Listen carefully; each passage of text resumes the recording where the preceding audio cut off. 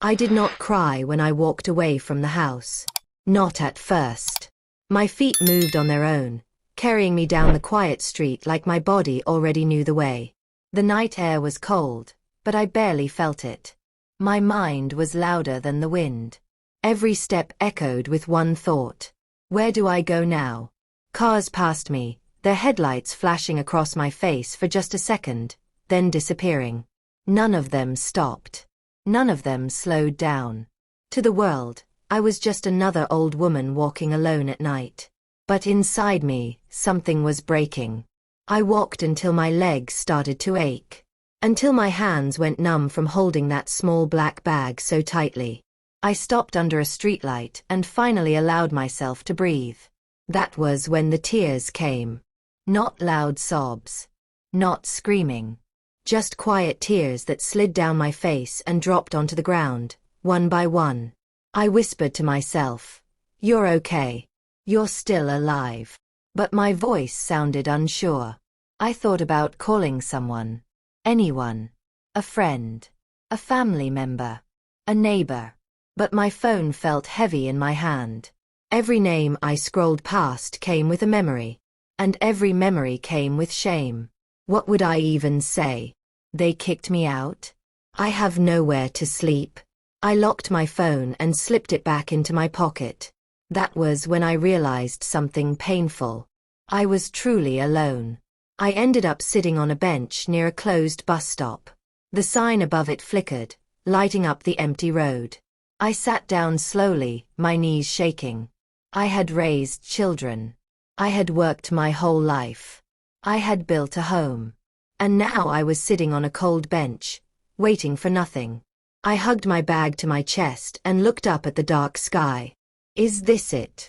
I whispered. "Is this how it ends?" But the night gave no answer. Minutes passed. Maybe hours. I lost track of time. Then I heard footsteps. I stiffened. A shadow moved toward me from the darkness. My heart jumped into my throat. I gripped my bag tighter, ready to run if I had to. A woman stopped a few feet away from me. She was older than me. Her back slightly bent. Her hair wrapped in a scarf. She looked at me with gentle eyes, not sharp ones. "You all right?" she asked softly. I opened my mouth to answer, but nothing came out. She sat down beside me without waiting for permission. "I've seen that look before," she said. "That look where life knocks the air out of you." I finally spoke. "I don't have a place to go." She nodded slowly, like she expected that answer. "You can sit here with me for a while," she said. "The night feels shorter when you're not alone." We sat in silence for a moment. Then she asked, "What happened?" I wanted to lie. But the truth fell out of me like it had been waiting. "They took my house," I said. "My family." They shut the door in my face. Her eyes softened. "Money?" she asked. I laughed bitterly. "Yes." She sighed. "Money has a way of showing teeth." She told me her name, and I told her mine. We talked quietly, like two strangers sharing warmth in the cold. She told me about her small room above a shop where she stayed. It wasn't much, she said, but it had a roof. "You can stay the night," she offered. "Just the night." I hesitated. "But pride does not keep you warm." I nodded. Her place was small. One room. A thin mattress. A single light bulb hanging from the ceiling. But it was safe. She made me tea. Real tea. Hot and sweet. My hands shook as I held the cup. "Sleep," she said gently. "Tomorrow will come whether we're ready or not." That night, I lay awake staring at the ceiling. Every sound made me jump. Every shadow looked like a memory chasing me. I replayed the moment over and over. The door. The lock. The silence. And then, something else crept into my thoughts. Anger.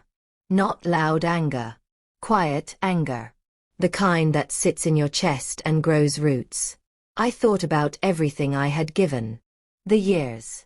The sacrifices. The help when they needed it most. And I realized something important. They didn't just take my house. They erased me. And that was unforgivable. Morning came too fast. Sunlight slipped through the cracked window and landed on my face. I sat up slowly, my body stiff. The woman was already awake, folding clothes. "You can stay another night if you need," she said. I shook my head. "Thank you. But I need to figure things out." She nodded. "Just remember, being left with nothing can make you light enough to fly." Her words followed me as I stepped outside. I didn't know where I was going, but I knew one thing. I was not going back to beg. I walked to the public library. It was warm, quiet, safe. I sat at one of the computers and stared at the screen. I had no money, no house, but I still had my mind. And my memory. And something else most people forget about older women. We know things. I started searching. Old contacts. Old records. Old skills I had buried under years of caregiving. Hours passed. Then something unexpected happened. An email popped up. A name I had not seen in years. Someone I helped long ago. Someone who owed me more than they realized. My heart started beating faster. I clicked it.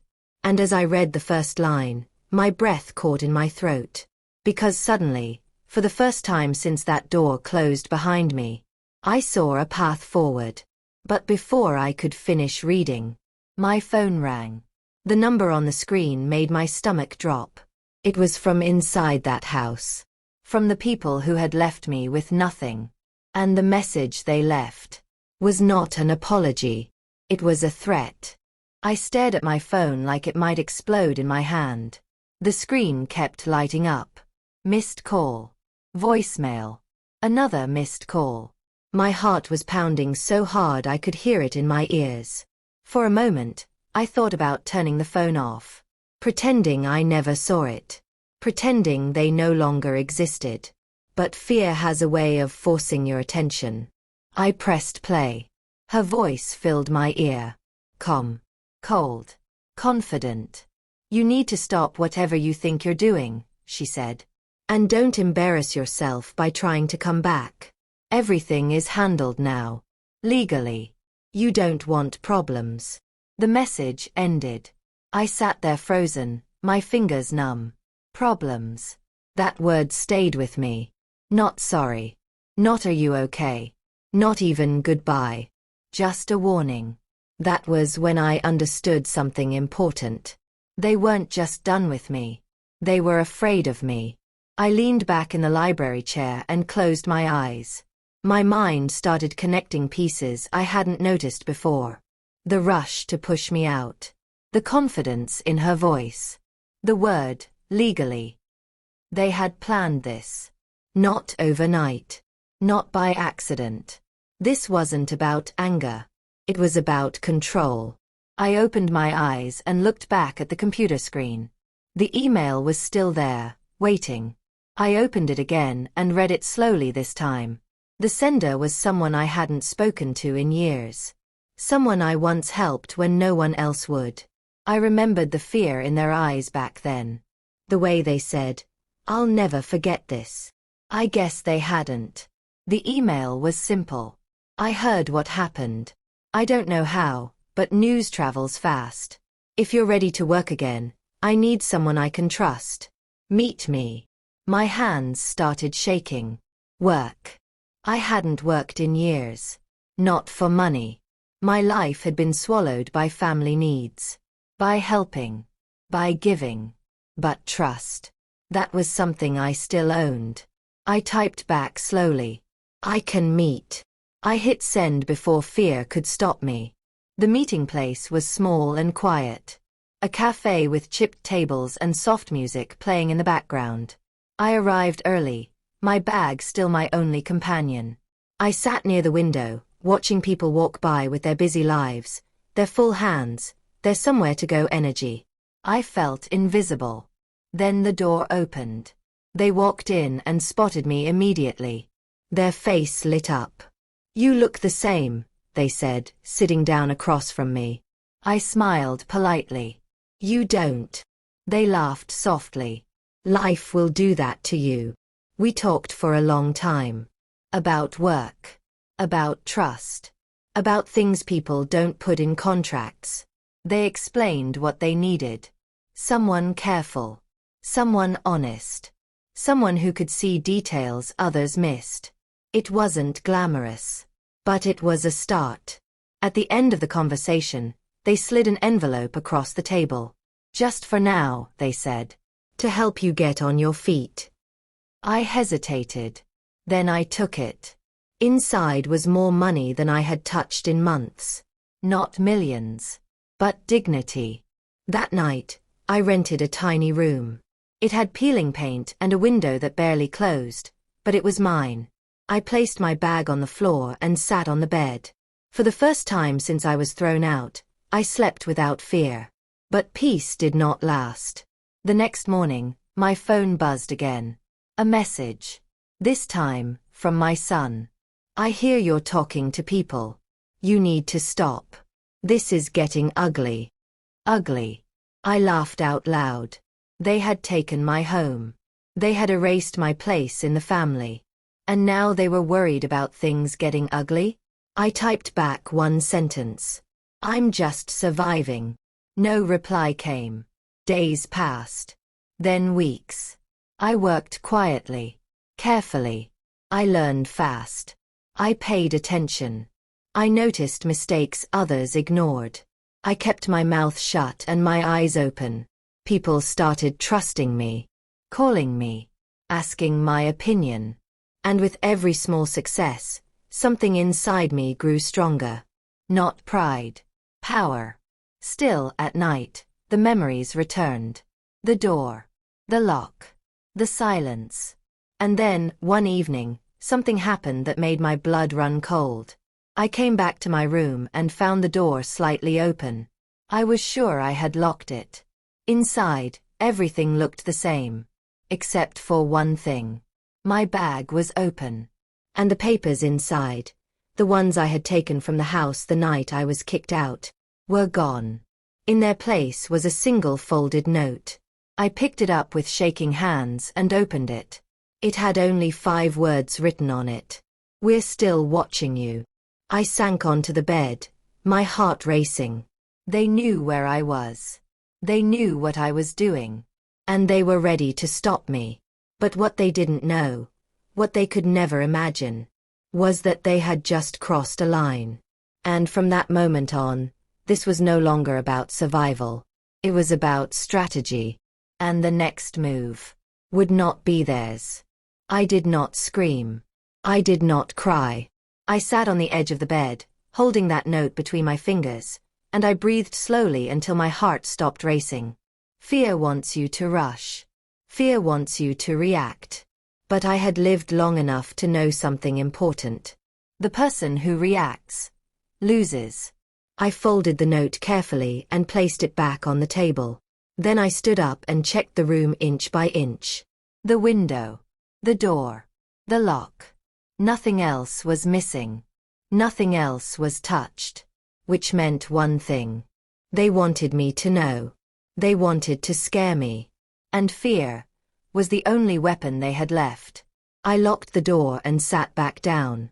All right, I whispered into the empty room. Your move is done. Now it was my turn. The next morning, I went to work like nothing had happened. I smiled. I listened. I took notes. I paid attention. But inside, my mind was sharp. I thought about who would benefit from scaring me. Who would have access to my old documents? Who would want me silent? The answer was obvious. They were hiding something.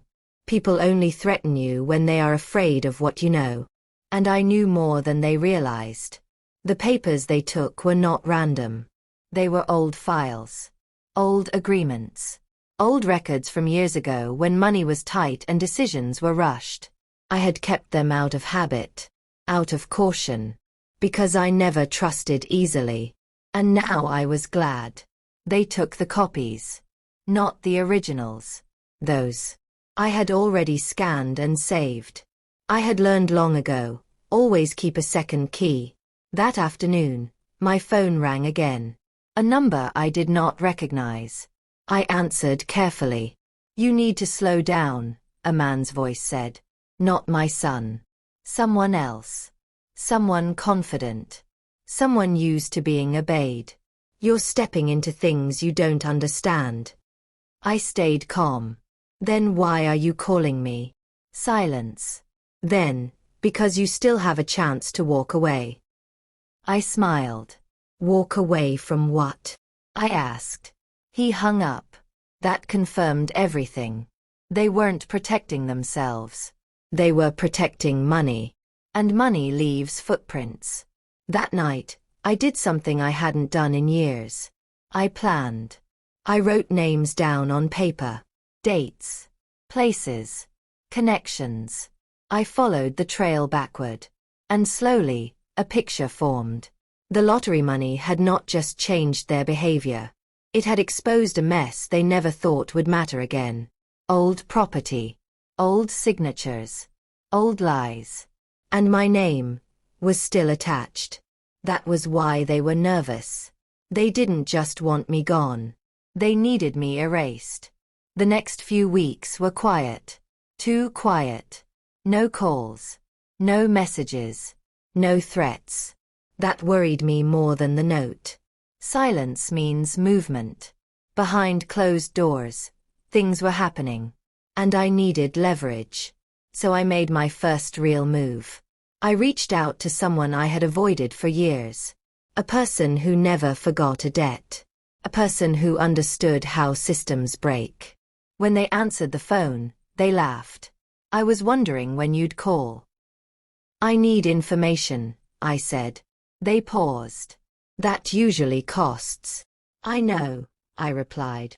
"But this will pay back everything." They agreed to meet. The meeting place was not a cafe. It was an office with no sign outside. Just a door. Just a desk. Just eyes that miss nothing. I told them everything. They didn't interrupt. They didn't react. They just listened. When I finished, they leaned back and nodded. "You're not weak," they said. "You were just positioned wrong." I felt something lift off my chest.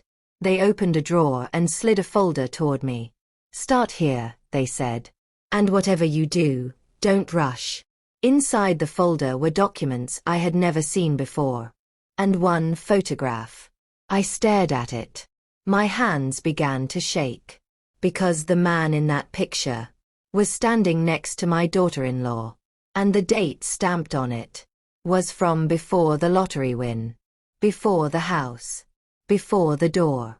Before I was erased. Everything suddenly made sense. This wasn't greed. This was planning. And I was never supposed to survive long enough to notice. As I left the office, my phone buzzed again. One short message appeared on the screen. "You should have listened." I stopped walking, looked up at the sky, and whispered, "You should have been faster." Because from that moment on, I wasn't building a life anymore. I was building something much bigger. And they had just given me the blueprint. I did not sleep that night. I sat on the edge of the bed with the folder open on my lap, reading every page slowly, carefully, like my life depended on it. Because it did. Each document told a story they never wanted told. Names appeared again and again. Signatures that didn't match. Dates that were too close together to be accidents. And always, in the background, the same two people. My daughter-in-law. And the man from the photograph. They were not just connected. They were partners. Long before the lottery. Long before the smiles and the hugs. Long before she called me, Mom. The lottery was not luck. It was leverage. And suddenly, everything she did after winning made sense. The speed. The confidence. The way she spoke about lawyers and handling things. She didn't learn power. She prepared for it. The next morning, I made a decision that scared me. I was not going to confront them. I was not going to threaten them. I was not going to expose them. Not yet. First, I needed protection. And protection does not come from shouting. It comes from structure. I started small. Very small. I took the little money I was earning and used it wisely. No noise. No risk. Just careful steps. I helped organize accounts. I fixed problems people didn't know they had. I connected people who didn't trust each other, until I stood between them. Word spread. Not fast. Quietly. People began asking for me. They didn't know my full story. They didn't need to. All they knew was this. If I handled something, it stayed handled. One afternoon, the person who first gave me work sat across from me again. "You're good at this," they said. "Better than you realize." "I'm careful," I replied. They smiled. Careful people last. They offered me something bigger. A role. A title. A share. I almost said no. Almost. But then I remembered the door closing behind me. "I'll accept," I said.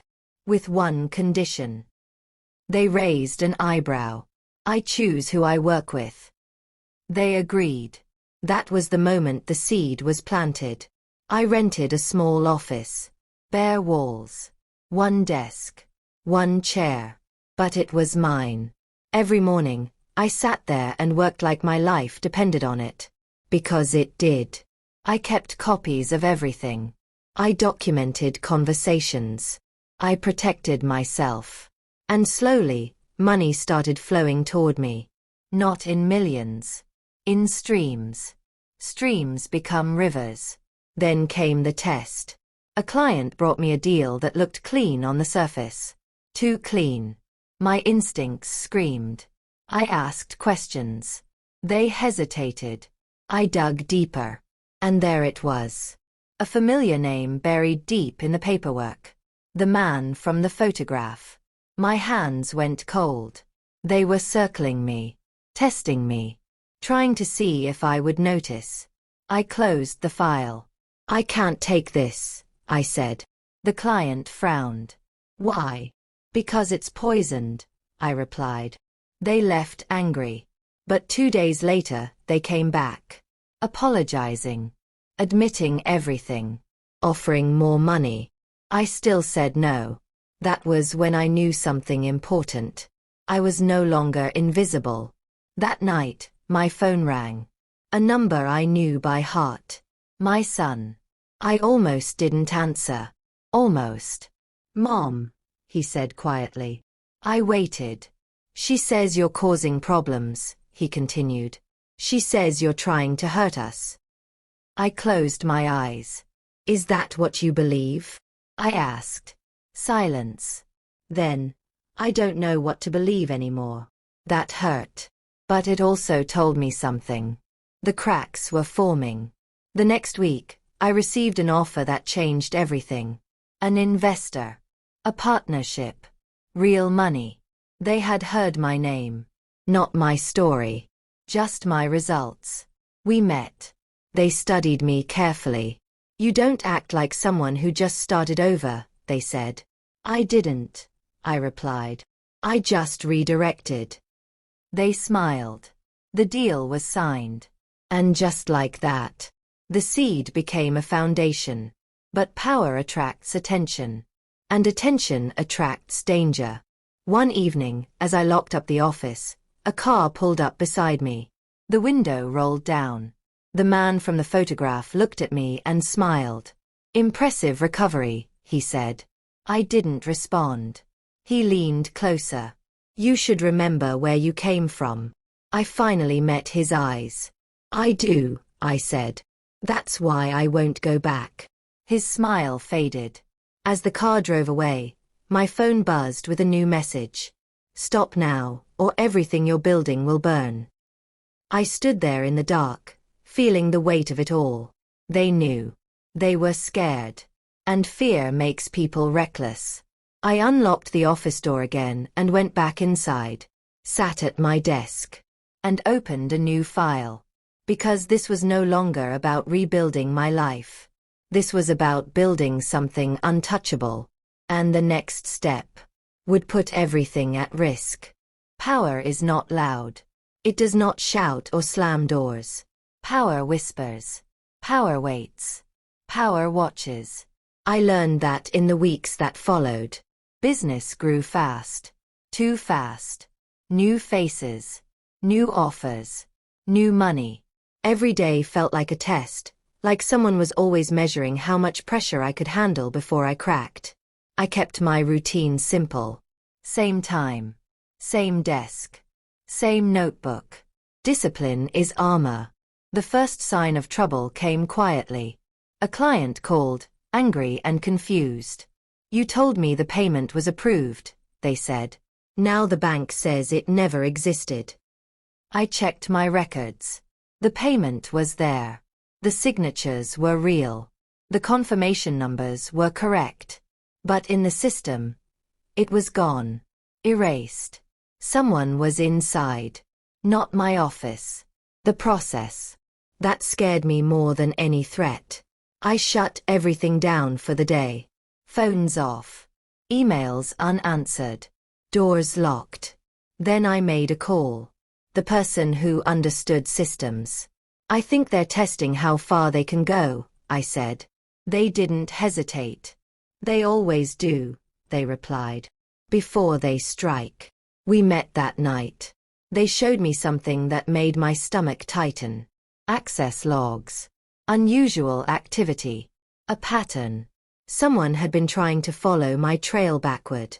Not to steal. To destroy. Can you protect it? I asked. They nodded. Yes. But protection comes with exposure. I didn't ask what that meant. I already knew. The next move was risky. I let certain deals move forward. On purpose. I watched who touched them. Who asked questions. Who tried to redirect funds. And slowly, the web revealed itself.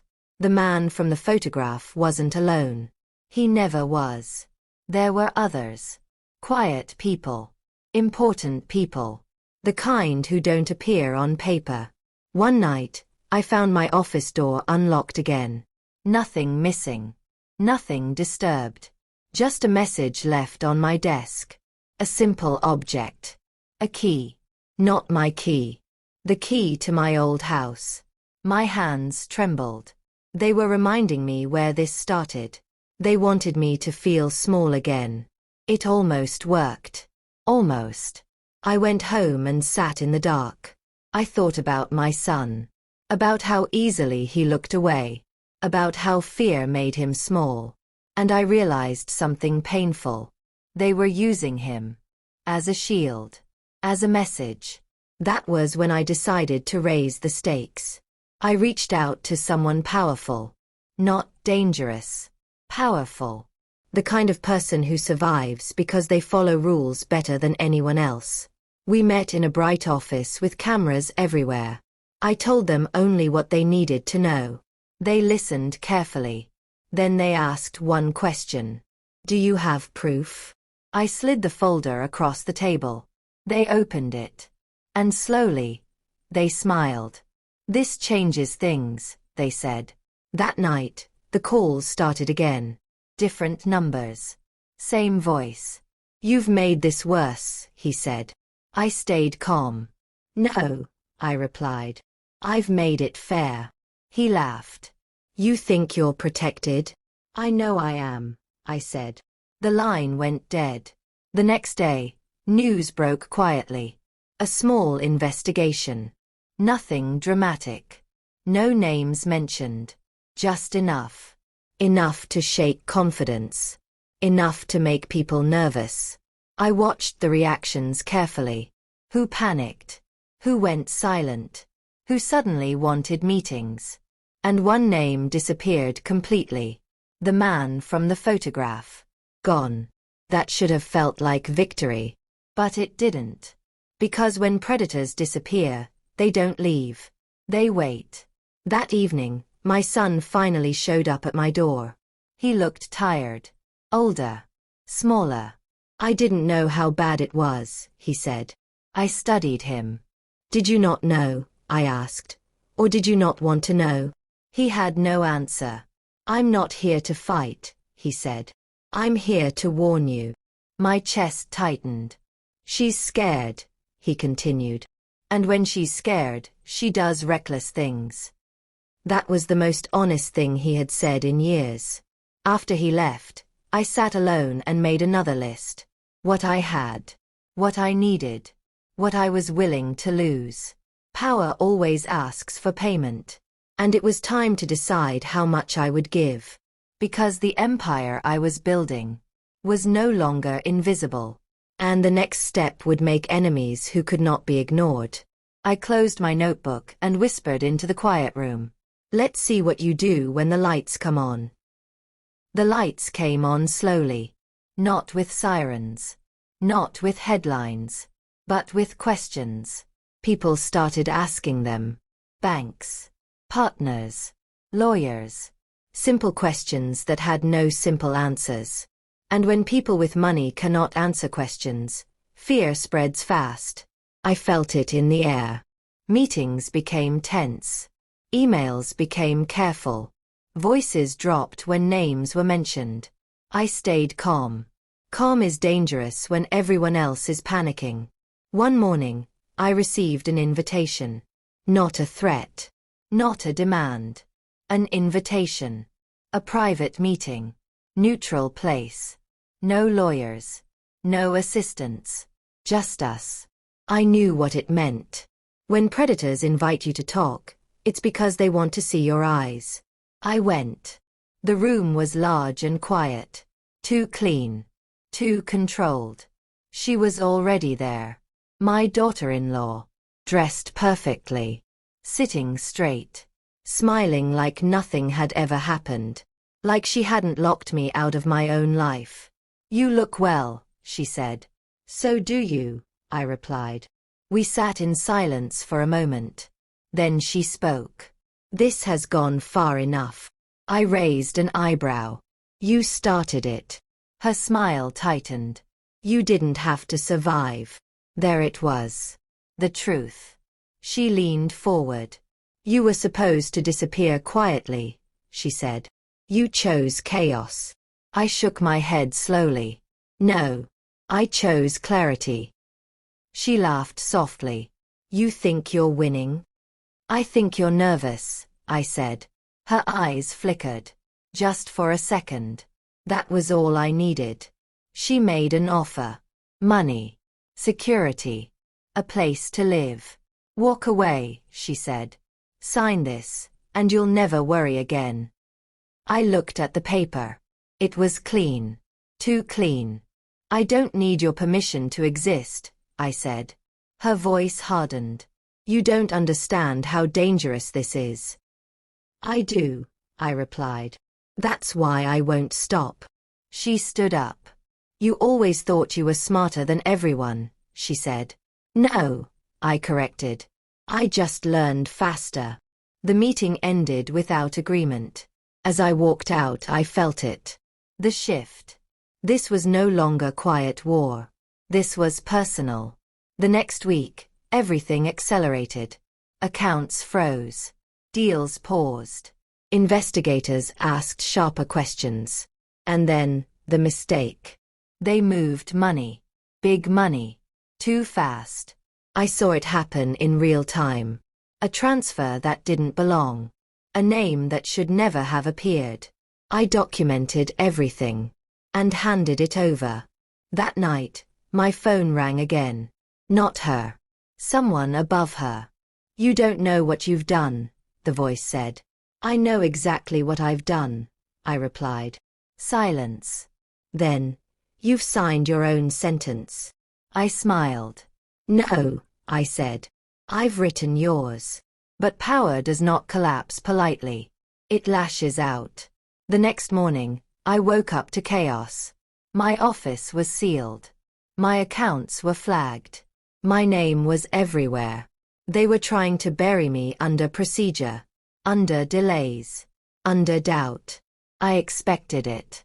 What I didn't expect was the knock at my door. 2 officers. Serious faces. "We need you to come with us," one said. My heart didn't race. I had prepared for this. As I stepped outside, neighbors watched.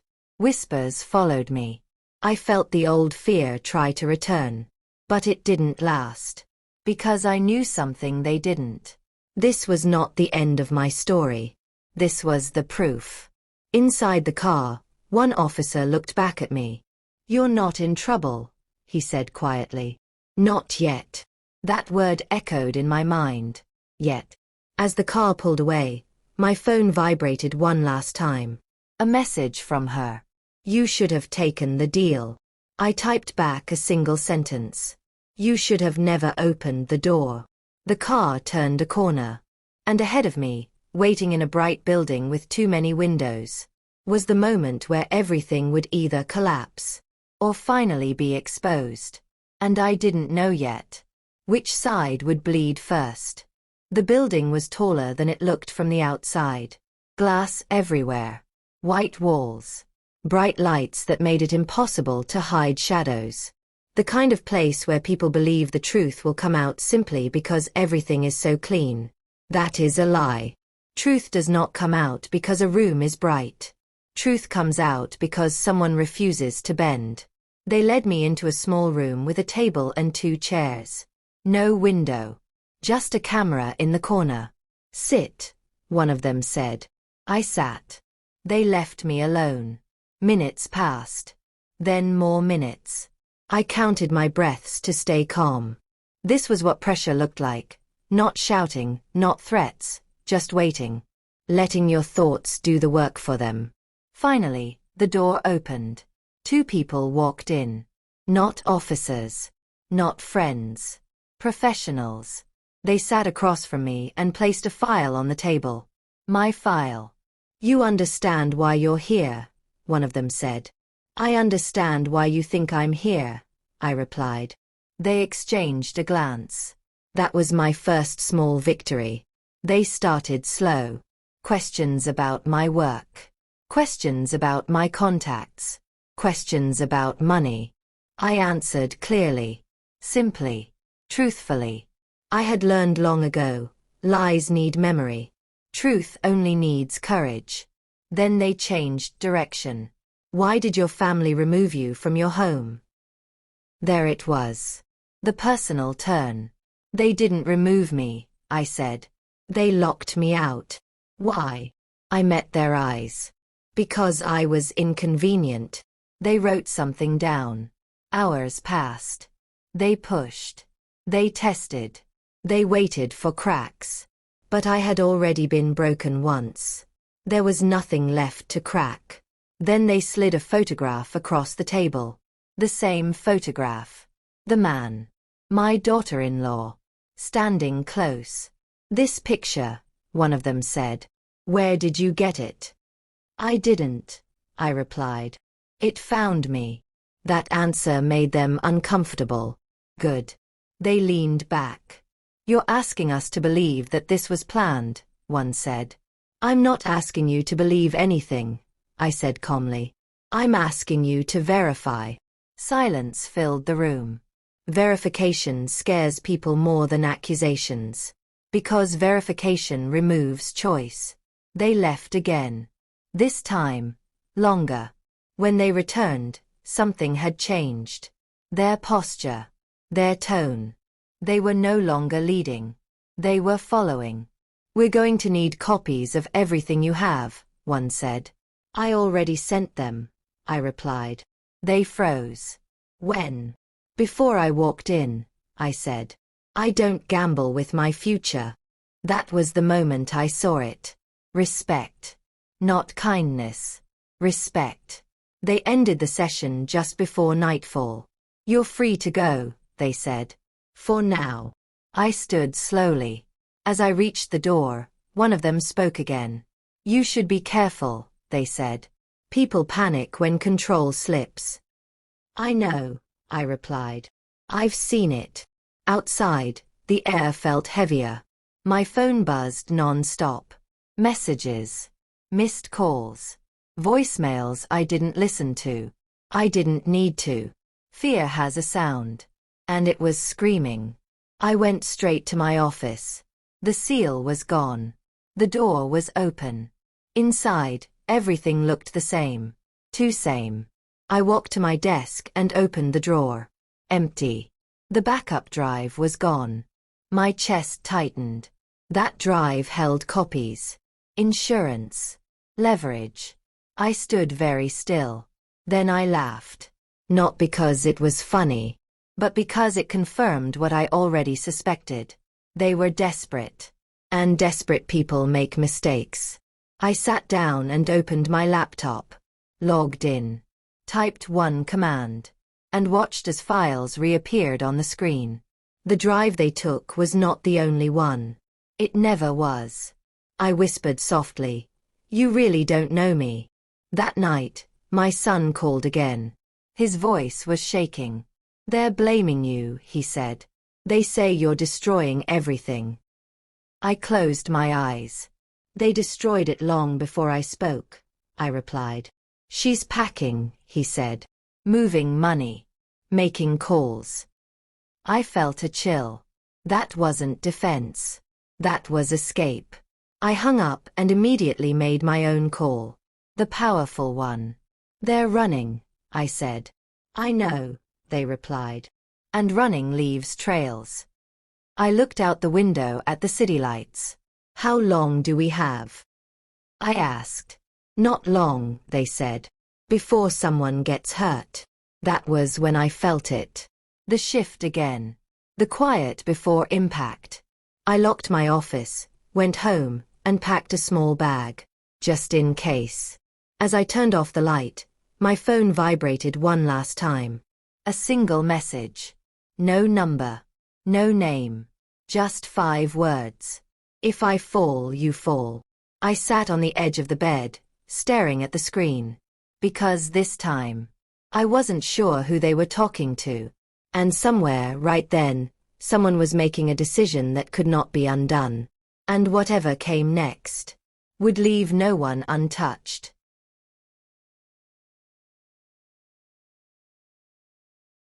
My name does not matter yet. What matters is this moment. I was standing outside my own house, barefoot, holding a small black bag with everything I still owned inside it. My clothes. My papers. My life. The front door slammed shut in my face so hard that the glass rattled. I heard the lock turn. And just like that, I had nothing. No home. No money. No family standing beside me.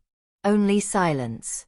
If you're watching this right now, please take a second to subscribe, like, and turn on the notification bell, because stories like this are not just stories. They are warnings. They are lessons.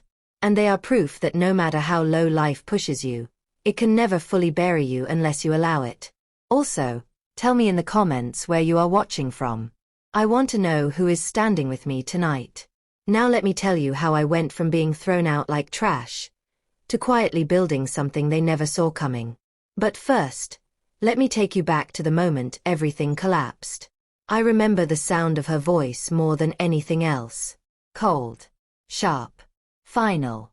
You don't belong here anymore. She didn't shout. She didn't cry.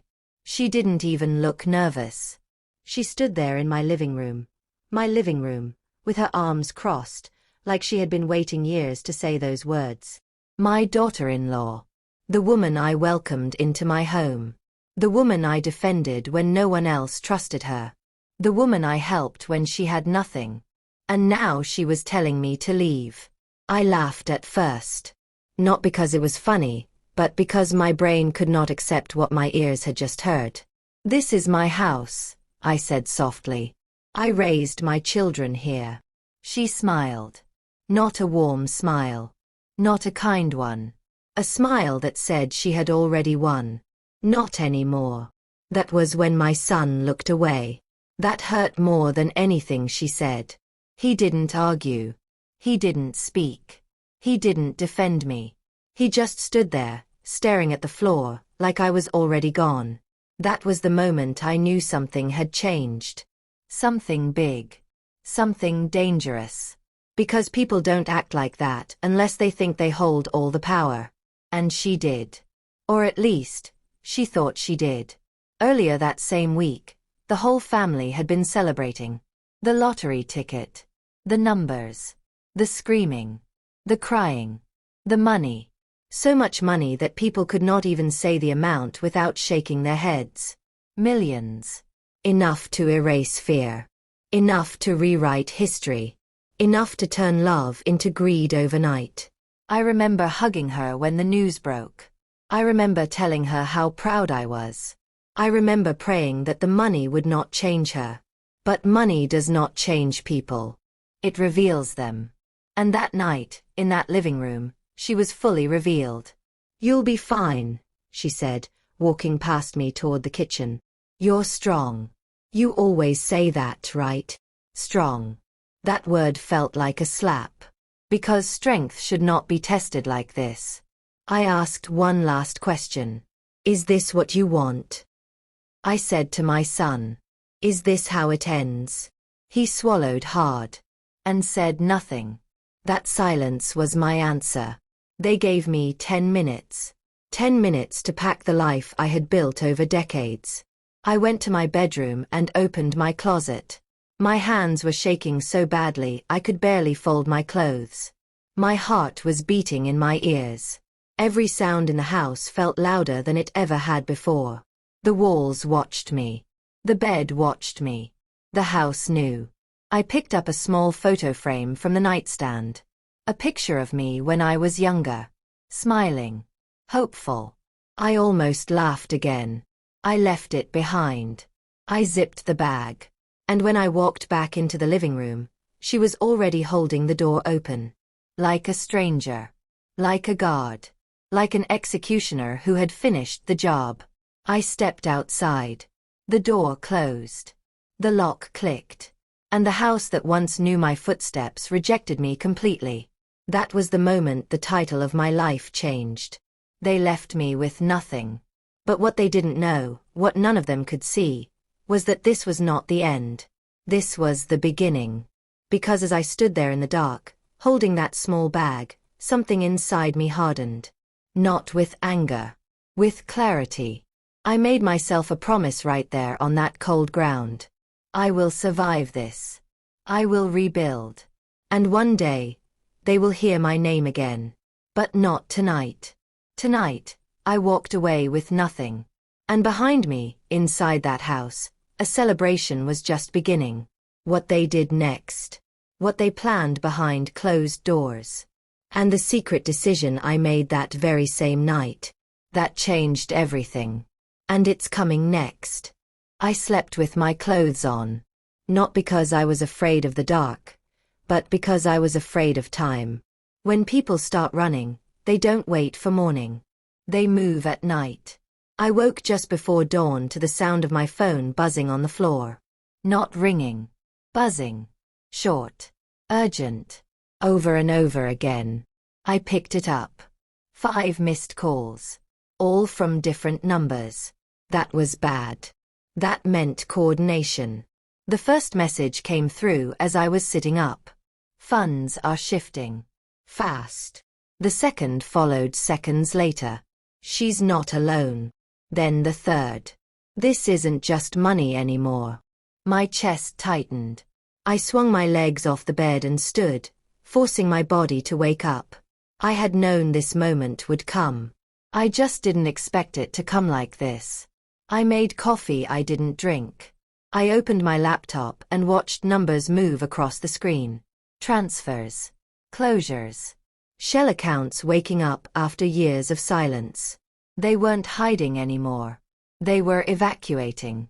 And evacuation only happens when someone knows the walls are about to fall. Then I saw it. A transfer that made my hands go cold. It wasn't large. That's what scared me. Small transfers are not for escape. They are for payment. Someone was being paid to do something. And that something was happening now. I grabbed my phone and called the only person who could answer fast enough. "They're paying someone," I said. "I see it," they replied. And it's not who we expected. My stomach dropped. Who? I asked. They hesitated. Someone close, they said. The room felt suddenly smaller. I thought of my son. The hesitation. The fear. The way he warned me but never fully stepped away from her.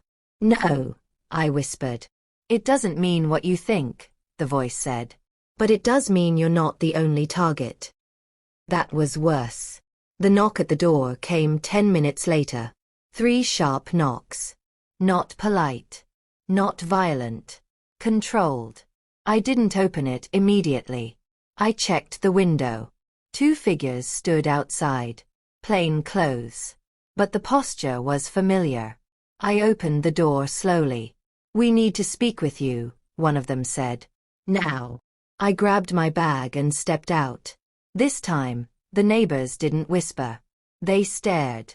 The drive was silent. No lights. No sirens. Just speed. That scared me more than anything. We stopped at a building I didn't recognize.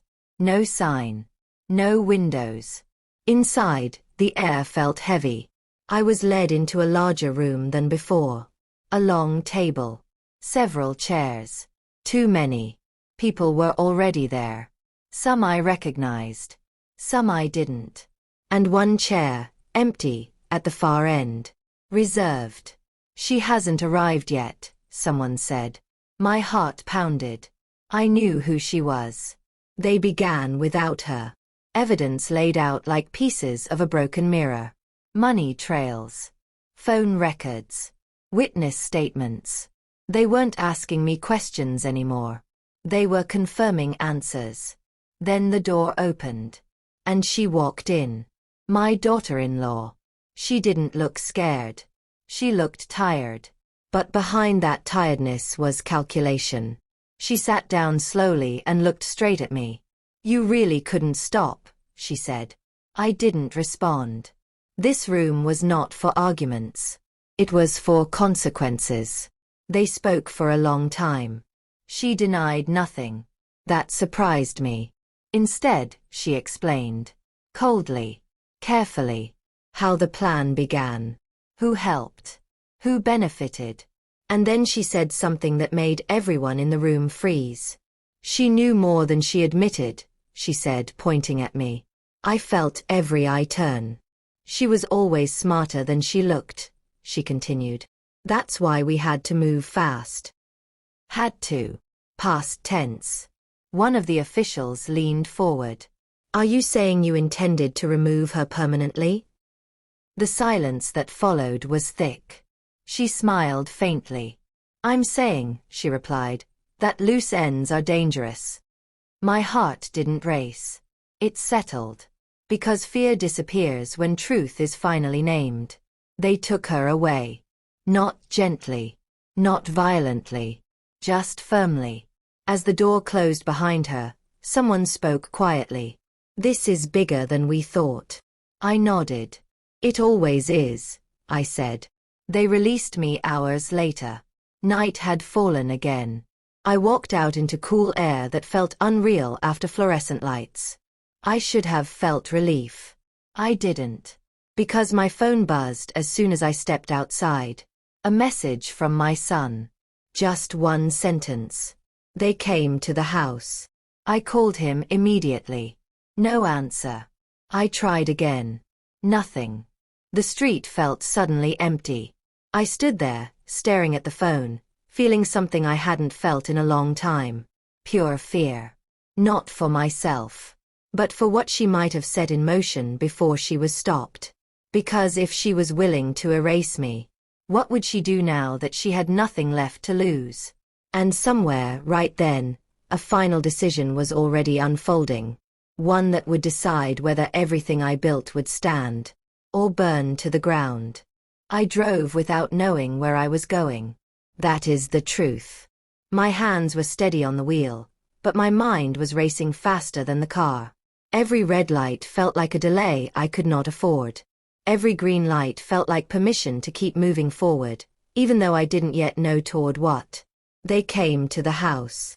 Those words kept repeating in my head. Not who. Not why. Just they.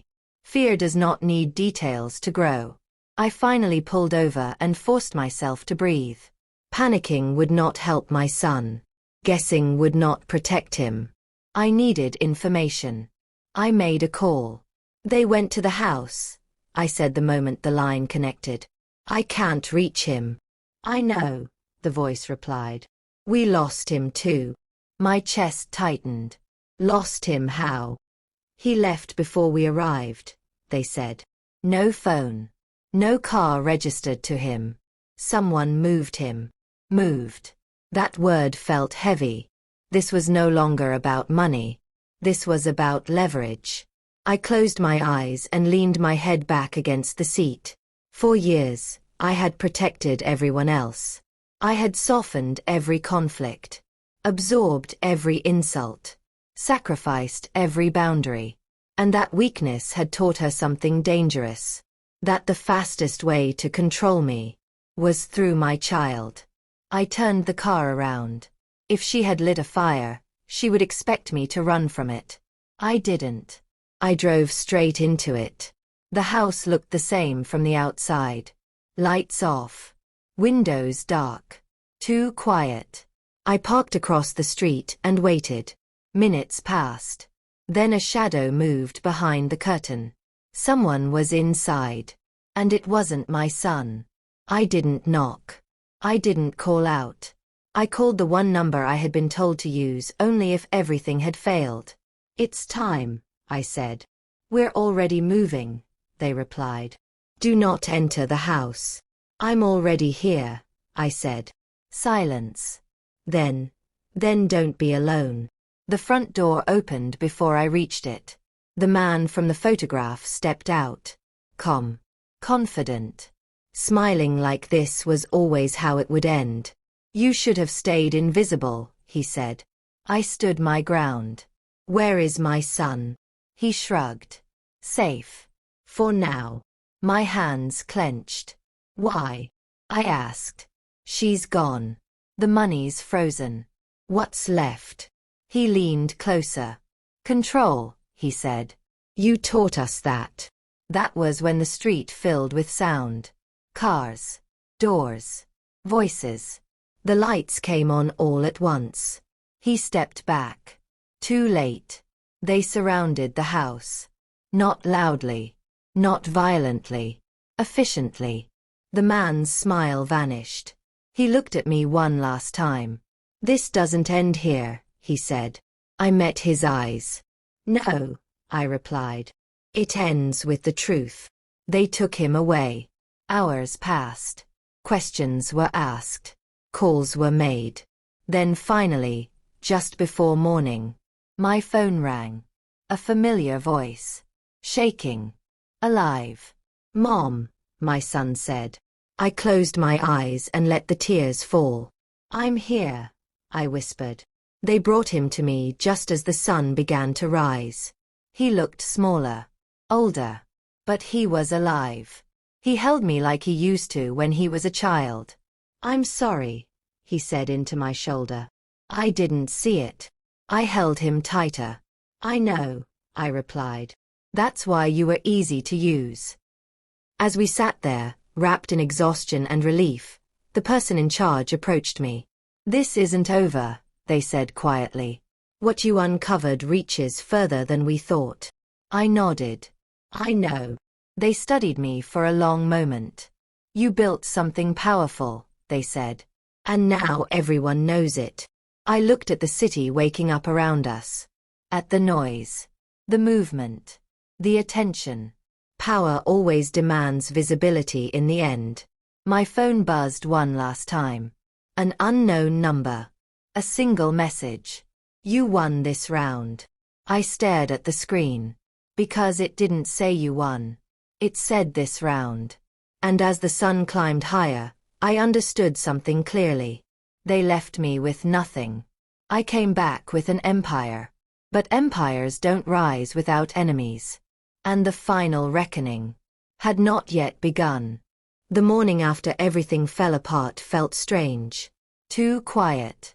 The sun rose like it always did, gentle and warm, as if it had no idea what kind of night the world had just survived.